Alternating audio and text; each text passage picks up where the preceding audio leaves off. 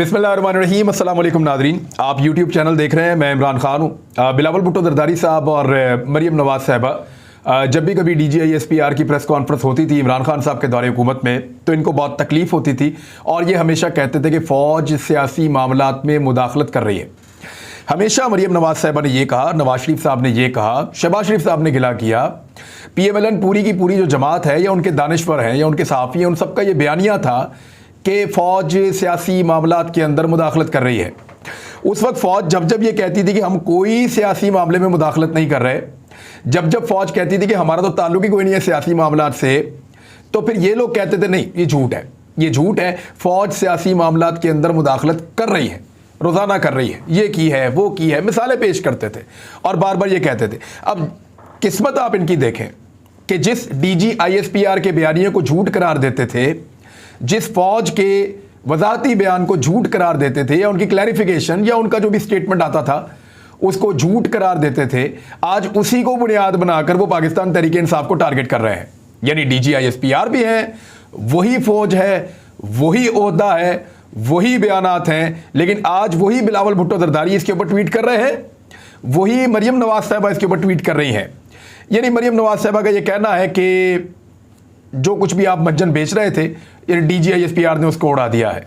यही बिलावल भुट्टो जरदारी साहब ने भी तारीफ की है और उनको लगा कि बड़ा फायदा हो गया है DGISPR की प्रेस ब्रीफिंग के बाद। लेकिन मजे की बात यह है कि मैं आपको बताता हूं, थोड़े दिनों के बाद यही जमातें दोबारा DGISPR के बयानिए के खिलाफ खड़ी हो जाएंगी। कैसे, जरा थोड़ा सा आप इसको टेक्निकली समझ लें। DGISPR ने इमरान खान साहब के इस मौक़िफ़ की तायीद कर दी है कि पाकिस्तान में बैरूनी मुदाखलत हुई है। देखिए, इससे पहले फ़ौज ने अपने मुंह से ये बात कभी नहीं कही थी। फ़ौज ने इससे पहले अपने मुंह से ये बात कभी नहीं कही थी। वो एक एलामिया था नेशनल सिक्योरिटी कमेटी का, जहाँ पे फ़ौजी और सिविल क़यादत बैठी थी और उसका एक मुश्तरका एलामिया था। उस पर बार बार सब लोग शक कर रहे थे कि फ़ौज का इसके अंदर इनपुट है भी या नहीं, और पॉलिटिकल पार्टीज़ ये कह रही थी कि ISPR या फौज या फौजी क़यादत अपने आप को इस लेटर गेट के मामले के ऊपर क्लियर करे। PMLN का और पीपल्स पार्टी का और फजल रहमान का बार बार ये कहना था PDM की जमातों का कि कोई ख़त आया ही नहीं। फिर इनका ये कहना था कि ख़त जो है वो जाली है। अव्वल तो ये ख़त को मानते ही नहीं थे कि ख़त है ही नहीं, फिर ये कहते थे कि ख़त जाली है और एलामिया के बारे में कहते थे कि ये फ़ौज का एलामिया नहीं है, फौजी क़यादत इसके ऊपर अपनी क्लैरिफिकेशन पेश करे, सफाई पेश करे। लेकिन इनको आइडिया नहीं था कि इनके हुकूमत में आने के बाद फौज इतनी वजाहत के साथ इस चीज़ को सामने ले आएगी। आज वो बगले बजा रहे हैं सिर्फ एक बयान या एक जुमले के ऊपर जो पाक फौज के तर्जमान मेजर जनरल बाबर इफ्तिखार ने कहा है, और वो जुमला क्या है कि साजिश का लफ्ज़ एलामिया का हिस्सा नहीं है, लेकिन ब्लैटेंट इंटरफेरेंस, बैरूनी बदतरीन मुदाखलत पाकिस्तान के अंदरूनी मामलात में यह एलामिया में लिखा है। वो जो एलामिया था जिसके ऊपर इस शक का इजहार किया जा रहा था कि फौज का इसके साथ कोई लेना देना नहीं है, आज पाक फौज के तर्जुमान ने उस एलामिया को स्टैंप कर दिया है। आप फिर मेरी बात को गौर से सुने।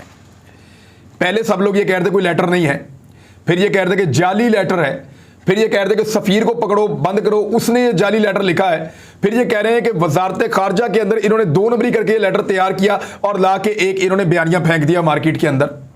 यही सारा कुछ था ना।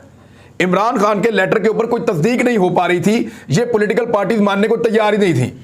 आज हुकूमत किसकी है? शहबाज शरीफ की। और DGISPR कौन है? जनरल बाबर इफ्तिखार। शहबाज शरीफ की हुकूमत, अगर इमरान खान साहब की हुकूमत में होता तो लोग कहते शायद कोई मिले हुए हैं या कुछ इस तरह की, जैसे पहले बातें करते थे वैसे ही करते हैं। लेकिन आज DGISPR ने बड़ा क्लैरिटी के साथ आकर कह दिया कि वो जो एलामिया था उसके ऊपर हम स्टैंप करते हैं। उसमें वर्ड साजिश नहीं था, बाकी जो था वो था। अब मैं आपको जरा वो थोड़ा सा पढ़ के सुना देता हूं, वो पैराग्राफ जो सबसे इंपॉर्टेंट है। अभी मैं आपको बताऊंगा कि मेजर हारिस को जो मार पड़ी वो FIR भी हो गई है, मेरे पास आ गई है, और जो बाकी बंदे गिरफ्तार हुए उसके बारे में बताता हूं। वाकया एक्चुअली क्या हुआ, हारिस मेरा दोस्त है जी, और हारिस मेरा बहुत पुराना दोस्त है। ये अब से दोस्त नहीं है, बहुत पुराना दोस्त है। ये सियाचिन में भी रहा, ये बलूचिस्तान में भी रहा, ये खारिया में भी रहा। ये ड्रोन्स का भी एक्सपर्ट है और आर्टिलरी का भी एक्सपर्ट है। ये ट्रेनिंग भी देता रहा है, बड़ा शानदार सोल्जर है, बहुत ज़बरदस्त आदमी, आजकल लाहौर में तैनात है और सर्विंग मेजर है। पाक फौज का, और बड़ा अच्छा इंसान है, बड़ा मिलनसार आदमी है, बड़ा डाउन टू अर्थ आदमी है और बहादुर आदमी है। ये कल बहुत सारे इकट्ठे होकर मिलकर उसको पड़ गए हथियारों समेत, वो खाली हाथ निहत्था इनके काबू आ गया। और इनके अंदर जो मारने वाले थे ये आम लोग नहीं थे, ये भी ट्रेंड कमांडोज थे जिन्होंने उस निहत्थे अकेले के ऊपर हमला किया है। वो मैं आपको बताता हूं बाद में क्या हुआ, लेकिन पहले आप ये सुन लें कि नेशनल सिक्योरिटी कमेटी ने क्या कहा था, जिसके ऊपर पूरी अपोजिशन को आग लग गई थी उस दौर में। आज उसकी तस्दीक हो गई है। आज इमरान खान साहब के मौकिफ की पाक फौज ने तस्दीक कर दी, उसको स्टैंप कर दिया। क्या था? The committee expressed grave concern at the communication terming the language used by the foreign official as undiplomatic. फिर आगे कहते हैं द कमेटी कंक्लूडेड, इस नतीजे पर पहुंची है committee, that the communication amounted to blatant interference in the internal affairs of Pakistan. इस नतीजे पर पहुंची कि यह पाकिस्तान के अंदरूनी मामलात के अंदर एक बेजा और बदतरीन मुदाखलत है। यह कमेटी इस नतीजे पर पहुंचती है by the country in question, उस मुल्क की तरफ से जिसके ऊपर सवाल उठाया गया है, which was unacceptable under any circumstances. और फिर उनको डिमार्श भी भेजा। तो अब मामला हो गया क्लियर कि पाक फौज इस एलामिया के साथ खड़ी है। अब सिर्फ इस बात के ऊपर रख के खेलने की साजिश नहीं थी। देखें, बाहर से मुदाखलत आई, साबित हो गया। मुदाखलत का हमने उनको जाके डिमार्श भेजा, साबित हो गया। ये चीजें, एक तो लेटर सच्चा था, यह भी साबित हो गया कि इमरान खान साहब की सच्चाई। दूसरा, लेटर इमरान खान ने नहीं बनाया, यह भी साबित हो गया। तीसरा, पाकिस्तान ने उसके ऊपर एहतजाज किया, यह भी साबित हो गया। चौथा, पाकिस्तान के इदारे और उस वक्त की हुकूमत इस बात के ऊपर श्योर थे और इस बात के ऊपर उनका कंसेंसस था कि यह बैरूनी बदतरीन मुदाखलत है। यह हो गया सारा। अब इसके ऊपर जिसकी हुकूमत खत्म हुई है वो कहता है कि इसी मुदाखलत की वजह से मुझे निकाला गया और इसके ऊपर इंक्वायरी करवाएं। जब इंक्वायरी होगी तो साजिश भी पकड़ी जाएगी। अगर DGISPR ने यह कहा है ना कि साजिश का वर्ड उस एलामिये में नहीं है, तो DGISPR ने यह नहीं कहा अभी तक कि कोई साजिश हुई ही नहीं है। वो कह नहीं सकते जब तक कि कोई इंक्वायरी नहीं होगी। वो फैसला नहीं सुना सकते। फैसला कोई अदालत या कोई कमीशन सुनाएगा, वो रिकमेंड करेगा, वो बताएगा कि वाकई पाकिस्तान के अंदर कोई बैरूनी मुदाखलत हुई है या नहीं हुई। मेरे ख्याल में इस वक्त नून लीग की हुकूमत है, इमरान खान साहब को कोई भी कमीशन बनाने से दरगुजर करना चाहिए और भाग जाना चाहिए। कमीशन नहीं बनवाना चाहिए। वजह यह है कि पिछली मरतबा जब कमीशन बना था तो इमरान खान साहब को क्या मिला था? सिर्फ यह कि पाकिस्तान में बहुत धांधली हुई है, लेकिन कोई सिस्टमैटिक या कोई प्लानिंग के तहत होने वाली इस किस्म की धांधली नहीं पकड़ी गई। यानी धांधली हुई जरूर है पाकिस्तान में, लेकिन वो बाई डिजाइन एक पूरा का स्ट्रक्चर और पूरी साजिश वो नहीं पकड़ी गई। तो इस मरतबा भी कोई बैरूनी मुदाखलत हुई जरूर है, इमरान खान की हुकूमत उसके नतीजे में गिरी जरूर है, लेकिन हमें कोई शवाहिद नहीं मिल रही। ये भी हो जाएगा इमरान खान साहब के साथ और हो सकता है। देखिए, जो साजिश इमरान खान के खिलाफ हुई थी ना, उसके 3 हिस्से थे, और अगर साजिश का वर्ड उसमें नहीं है तो ये भी कोई नहीं कह रहा कि साजिश हुई ही नहीं। ये कोई नहीं कह रहा कि साजिश हुई नहीं।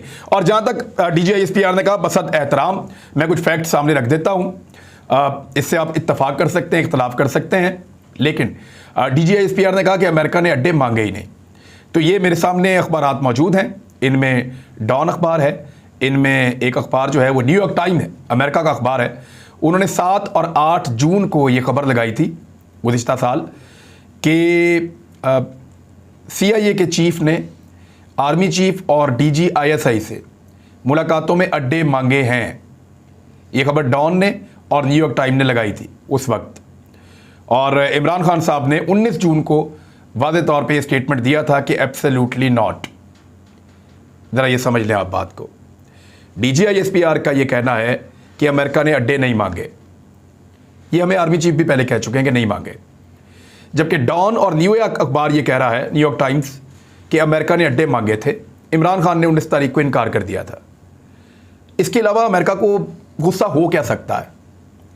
इसके अलावा और गुस्सा हो क्या सकता है? मैंने दोनों मौक़िफ़ आपके सामने रख दिए हैं, बसत एहतराम।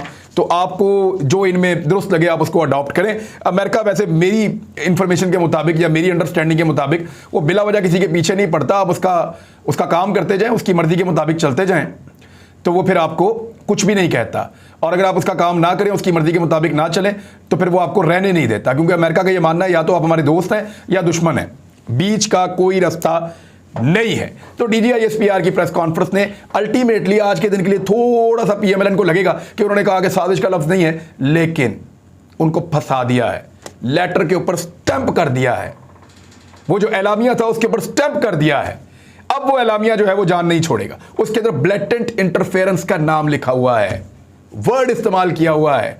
अब नहीं भाग सकते, अब उससे नहीं बच सकते। पाकिस्तान में अगर कभी भी इंडिपेंडेंट और बेहतर इंक्वायरी हुई, न्यूट्रल, तो पता चल जाएगा कौन कौन इस साजिश का हिस्सा था। और ये जो डॉन पे और न्यूयॉर्क टाइम के ऊपर जो खबरें छपी हैं, जिस तरह बीबीसी की खबर के ऊपर रिएक्शन दिया एकदम पाक फौज ने, इसके ऊपर भी रिएक्शन आना चाहिए। अगर तो है, इनकी भी तहकीकात होनी चाहिए। अगर कोई तस्दीक नहीं करता इस खबर की और वो कहते हैं कि तरदीद है, तो इसके ऊपर भी वो आना चाहिए। लेकिन आने वाले वक्त में ये सारी चीज़ें खुल जाएंगी। अमेरिकन कोई चीज़ छुपाते नहीं है, साल 2 साल 4 साल में बता देंगे उन्होंने क्या मांगा था और क्या नहीं मिला था। ये चीज़ें ज़्यादा देर छुपी नहीं रहती, खासतौर पर अमेरिका जैसे मुल्क में। अब आए पाकिस्तान तहरीक इंसाफ के इस्तीफे। उन्होंने 123 इस्तीफे जमा करा दिए हैं। ये वो पार्टी है जहां पे लगभग 50-60 लोग कह रहे थे कि हम इस्तीफे नहीं देना चाहते, लेकिन एतवार को जिस तरह का एहतजाज हुआ, जितना बड़ा जलसा पेशावर में हुआ, पूरी की पूरी पाकिस्तान तहरीक इंसाफ इमरान खान के साथ खड़ी हो गई। 123 अफराद ने अपने इस्तीफे जमा करवा दिए, जो इस्तीफे मंजूर कर लिए गए हैं। सेक्रेटरी इत्तलात पाकिस्तान तहरीक इंसाफ फारूक हबीब ने ट्वीट करते हुए बताया कि कायम मकाम स्पीकर कासिम सूरी ने पाकिस्तान तहरीक इंसाफ के अरकान के इस्तीफे मंजूर कर लिए हैं। कौमी असम्बली सेक्रेटेरिएट ने इस्तीफों की मंजूरी का बाकायदा नोटिफिकेशन भी जारी कर दिया है। करवा लो अब ज़िमनी इलेक्शन, होने देते हैं अच्छी तरह इमरान खान साहब 125 हल्कों के ऊपर। और दूसरा, इमरान खान साहब ने क्या किया, उन्होंने फौरी तौर पर इलेक्शन कमीशन को यह कह दिया है कि पाकिस्तान तहरीक इंसाफ में से किसी को भी अपोजिशन लीडर ना बनाया जाए। यानी ये जो लोग बाकी बैठे हुए हैं, एक तो इनके खिलाफ इमरान खान साहब ने जो है वो ताहयात नाअहली के लिए, जिन लोगों ने इमरान खान साहब की बात नहीं मानी, वो लगभग 22 के करीब लोग हैं जो इस्तीफा देने से गुरेज़ां हैं, जो इस्तीफा देना नहीं चाहते। यानी ये खबर मेरे पास मौजूद है। एक में तो उन्होंने कहा कि पीटीआई के किसी भी रुकन को अपोजिशन लीडर नामजद ना किया जाए। ये इमरान खान साहब ने इलेक्शन कमीशन ऑफ पाकिस्तान को खत लिख दिया है और इलेक्शन कमीशन ऑफ पाकिस्तान इस खत की पासदारी का पाबंद है। दूसरा, पीटीआई के कितने अरकान ने कौमी असम्बली में इस्तीफा नहीं दिया, उनके नाम भी सामने आ गए हैं। ये 22 मुनहरिफ अरकान हैं जिन्होंने इस्तीफा नहीं दिया, और वो सारे वही हैं आपके सामने जो जाके अपोजिशन के बेंचों में बैठे हुए थे। तो इन लोगों ने इस्तीफा नहीं दिया, बाकी तमाम लोगों ने इस्तीफा दे दिया है। जबकि इमरान खान साहब ने सुप्रीम कोर्ट के अंदर रुजू कर लिया है। बाबर अवान साहब जाएंगे और आर्टिकल 184(3) की आईनी दरखास्त में इलेक्शन कमीशन, स्पीकर कौमी असम्बली और वफाक को फ्रीक बनाया गया है। और इसमें इमरान खान साहब ने मौक़िफ़ इख्तियार किया कि अपनी जमात को छोड़ने और पैसे लेकर फ्लोर क्रॉसिंग करने वाले अरकान आइन की खिलाफ वर्जी करते हैं। दरखास्त में कहा गया है कि जमात की पॉलिसी पर अमल दरामद ना करने वालों के खिलाफ आर्टिकल 63(a) के मुताबिक कार्रवाई होती है। पार्टी टिकट पर इलेक्शन जीतकर अवाम के वोट को बेचा नहीं जा सकता। उन्होंने कहा कि पार्टी से मुनहरिफ होने वाले अरकान को ताहयात नाअहल कर दिया जाए, क्योंकि इमरान खान साहब ने 2-3 दफ़ा इनको मुख्तलिफ अहकाम जारी किए थे, इन्होंने माने नहीं। इनको कहा था कि आपने असेंबली में नहीं आना, ये फिर आके वहाँ बैठ गए थे, फिर ये जाके अपोजिशन के बेंचों में बैठ गए थे। यानी उन्होंने हर वो काम किया जिस काम से इनको इमरान खान साहब ने रोका। और ये सारा मामला जो है वो तहरीक अदम एतमाद का मामला था या बाद में एतमाद के वोट का मामला था। तो ऐसी सूरत में ये कानून के मुताबिक तो नाअहल होते हैं। अब इमरान खान साहब इनको ताहयात नाअहल करवाना चाहते हैं, उसके लिए उन्होंने अदालत से रुजू किया है। देखते हैं कि इन लोगों के साथ अब क्या होता है। वज़ीर आज़म इमरान खान साहब ने जिस वक्त DGISPR प्रेस कॉन्फ्रेंस कर रहे थे, उसी वक्त एक ट्वीट किया है और उस ट्वीट में उन्होंने अमरीकी मुदाखलत का जिक्र करते हुए कहा कि पाकिस्तानियों का शुक्रिया अदा करता हूँ कि उन्होंने एक तारीखी जलसा किया पेशावर का। वैसे बहुत ही बड़ा जलसा था, यानी जितना बड़ा नॉर्मल जलसा होता है उससे बड़ा जलसा तो इमरान खान के बैक स्टेज चल रहा था। पब्लिक उससे ज़्यादा तो पीछे खड़ी थी जितनी एक नॉर्मल जलसे में होती है। और सामने जो हमने देखा पेशावर की तारीख में कभी किसी ने नहीं देखा। जो इंडिपेंडेंट सोर्सेज हैं उनसे आप बात करें, वो कहते हैं जी हमने पेशावर को ऐसा देखा कि पूरा खैबर पख्तूनख्वा पेशावर में है और पेशावर की हर सड़क के ऊपर लोग मौजूद थे। कोई गाड़ियों में सुन रहा था, कोई दफ्तरों में सुन रहा था, कोई रास्ते में सुन रहा था, कोई पहुंचना चाहता था, कोई पहुंच गया था। लेकिन ये लाखों की एक मूवमेंट थी जो हुई है कल के दिन में पेशावर में, और एक बहुत बड़ा इवेंट था, बहुत बड़ा इवेंट था खैबर पख्तूनख्वा के अंदर। तो इमरान खान साहब ने लोगों का शुक्रिया अदा किया और उन्होंने कहा कि उन्होंने अमेरिका की जो इंस्टॉल्ड की गई रजीम चेंज है और क्रिमिनल्स को जो वो लेकर आए इक़्तिदार के अंदर, उसको लोगों ने रिजेक्ट किया है और कौम खड़ी हो गई है। उन्होंने कौम का शुक्रिया अदा किया। तो ये तो जी इमरान खान साहब का था। इसके बाद शहबाज शरीफ साहब का जो है वो एक बयान आया है। ये बयान बहुत इंपॉर्टेंट है क्योंकि अब उनको सांस चढ़ना शुरू हो गया इक़्तिदार के तीसरे ही दिन। एक तो चीनी माफिया के ज़रिए से जो पैसा लगाया गया था मुनरिफ अरकान को मुबैना तौर पे ख़रीदने में, वो चीनी माफिया के ज़रिए से पैसा फौरी तौर पे पूरा किया जा रहा है। शुगर मिलें दरादर मुनाफा कमा रही हैं क्योंकि एकदम 10 रुपये से ज़्यादा का इजाफा किया गया है चीनी की कीमत में, और ये पैसा उन्होंने 4 से 5 दिन में पूरा कर लेना है। हो सकता है 2 हफ्ते लग जाए, 1 हफ्ता लग जाए, 1.5 हफ्ता लग जाए, लेकिन क्योंकि इस वक्त चीनी की खपत बहुत ज़्यादा होती है मार्केट में रमज़ान मुबारक में, तो यहाँ पे ये पैसा पूरा कर लेंगे। शहबाज शरीफ साहब उसके बारे में एक लफ्ज़ भी नहीं बोल रहे। ना ही शहबाज शरीफ साहब ने अमेरिका और भारत को अभी तक जवाब दिया है। 3 दिन हो गए हैं उनकी धमकी आए हुए, अभी तक उन्होंने कोई जवाब नहीं दिया। शहबाज शरीफ साहब के साथ इक्तदार में आने से पॉलिटिकल पार्टीज कतरा रही हैं। उन्होंने पब्लिक का गमो गुस्सा देख लिया है, वो नहीं चाहते कि गुस्सा उनकी तरफ मुड़े। एमक्यूएम उस वक्त तक कभी भी काबीना का हिस्सा नहीं बनेगी जब तक कि कराची का जलसा नहीं हो जाता। अगर कराची के जलसे से पहले एमक्यूएम काबीना का हिस्सा बन जाती है तो कराची का जलसा ज्यादा बड़ा हो जाएगा और ज्यादा रिएक्टिव हो जाएंगे लोग, क्योंकि पाकिस्तान तहरीक इंसाफ हर जगह पे एक रिएक्टिव फोर्स है। यानी खैबर पख्तूनख्वा में वो एएनपी और फजलुर रहमान के खिलाफ एक रिएक्टिव फोर्स है, सिंध के अंदर वो पीपल्स पार्टी और एमक्यूएम के खिलाफ एक रिएक्टिव फोर्स है, बलूचिस्तान के अंदर वो पुरानी सरदारी निज़ाम के खिलाफ एक रिएक्टिव फोर्स है, और पंजाब के अंदर यही पार्टी पीएमएलएन के खिलाफ एक रिएक्टिव फोर्स है। तो इसलिए वो कोशिश कर रहे हैं कि जितना हो सके मामलात को ऐसे ही कंट्रोल किया जाए। शहबाज शरीफ साहब ने कहा कि मुल्क में सियासी सरगर्मियों की सबको इजाज़त है, इंतशार नहीं फैलाने देंगे, और यह कहा कि पार्लियामेंट की मुद्दत तो 1.5 साल है, लेकिन हमने कितना अरसा रहना है इसका फैसला तो इत्तेहादी ही मिलकर करेंगे, क्योंकि इंतहाई कमज़ोर हुकूमत है। एक भी बंदा बीच में से स्लिप हो गया, इमरान खान साहब को निकालने के लिए तो 3-3 इत्तेहादी निकालने पड़े ना। इस हुकूमत में से अगर एक भी बंदा स्लिप हो गया, एक भी 174 की तो हुकूमत है, और सबसे छोटी जो पार्टी भी होगी वो जीडीए, उसके भी 2 बंदे हैं, तो 2-3 बंदे सिर्फ निकल गए तो हुकूमत गिर जाएगी। यानी 172 के ऊपर सिर्फ 2 बंदे हैं इनके पास, सिर्फ 3 बंदे निकले तो ये हुकूमत गिर जाती है। ये सिचुएशन है इस वक्त शहबाज शरीफ साहब की और उनकी जमात की, तो ये चलती हुई दिखाई नहीं दे रही है। बहुत मुश्किल है, इलेक्शन की तरफ अल्टीमेटली इनको जाना पड़ेगा। दूसरी चीज मैं आपको बता दूं कि लंगर खाने भी बंद हो गए हैं, पनाहगाहें भी बंद हो गई हैं, और वो तमाम प्रोजेक्ट जो इमरान खान साहब कोई भूखा ना सोए गरीबों को खाना, वो भी बंद हो गया है। जबकि नून लीग ने भी ईद के बाद जलसों का फैसला किया, उस पर बाद में बात करेंगे। अब तक के लिए इतनी, अपना ख्याल रखिएगा, अपने इस चैनल का भी। अल्लाह हाफिज़।